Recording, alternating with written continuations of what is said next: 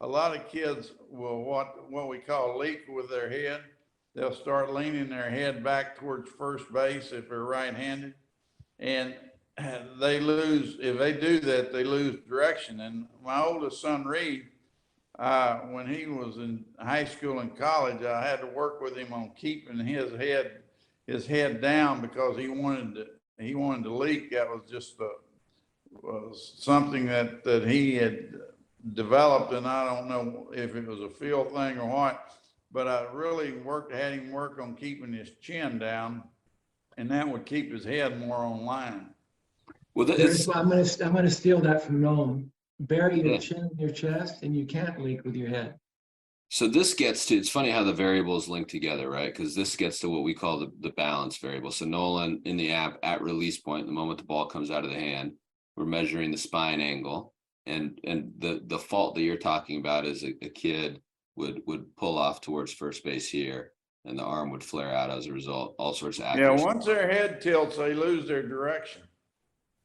So tucking the chin from max leg lift through foot strike, it sounds like helps you, number one, stay closed, and then number two, stay on line. Yes, stay on line. Yeah, so that's a great one. Tuck the chin. Well, I'm going to use that. You're going to see that somewhere next week, Nolan.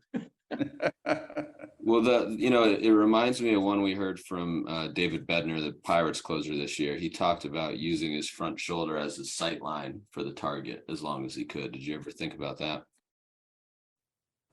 Well, what I did, I used my elbow. So it's basically the same thing as what he's saying. So tucking the chin at the same time you're using your front side as a sight line. There's something interesting there. I hope the kids that are watching this are writing that down, because how simple is that? Tuck your chin, point your elbow. Awesome. Tuck your chin, point your elbow. Can we see, guys, can we see some of the video from the front view of Nolan? Because I think it's super powerful for people to see how level his eyes are at release point, which is a shorthand way of kind of thinking about the balance variable that we're talking about here. So right at the release point, obviously he's throwing 70% here, which is still faster than I could have ever thrown, which is fine. But eyes are dead level at release point. And any pitch you see in Nolan, especially second half of a career, eyes are dead level at release point there, which as he's saying comes from keeping that chin tucked. Tom, if we look at that kind of few frames again, interesting that you talked about the glove as we were looking at the side view, but we actually measure that variable from the front view in the app. Can you talk about his front side here and what you're seeing? Yeah, his eyes level, obviously.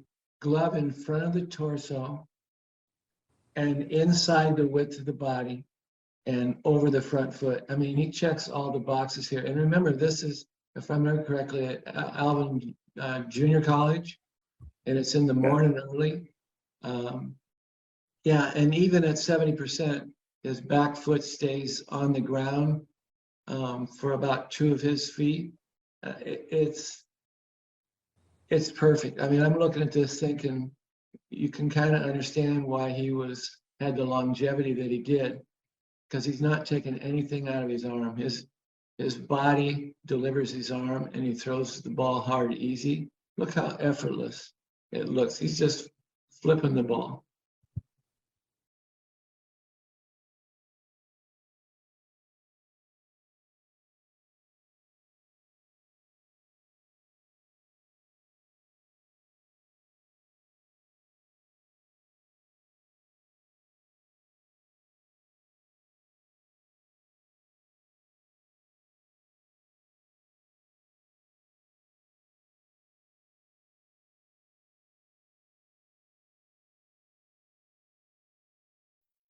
Don't let anyone say that it's just a game.